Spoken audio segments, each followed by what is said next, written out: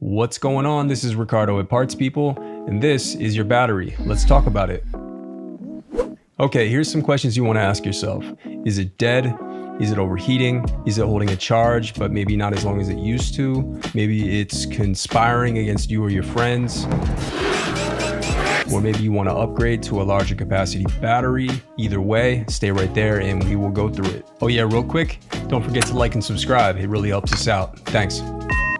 Parts People tutorials. Upgrade or repair your Dell. Need the part? Find it here.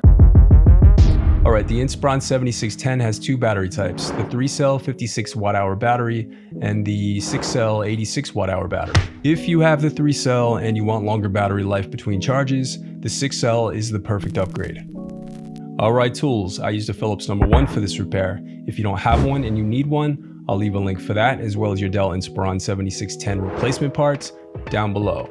Now let's get started. First, unscrew and gently pry apart the bottom base cover. Real quick, I just want to mention that I referenced the Dell owner's manual when I performed these repairs. You might have found a way that works better and faster for you. So if you did, tell us how you did it below. Then unscrew, disconnect, and then lift out the battery.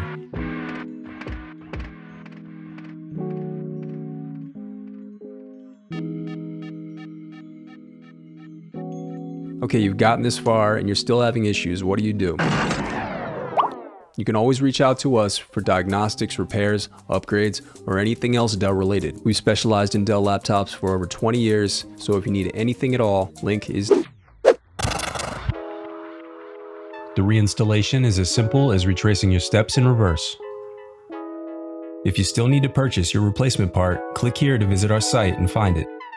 And while over there, you can view our printable instructions that include images to help you along the way. And also don't forget, we have more playlists here, so keep checking back. I do read your comments, so leave any questions you have for me down below. Thanks for watching.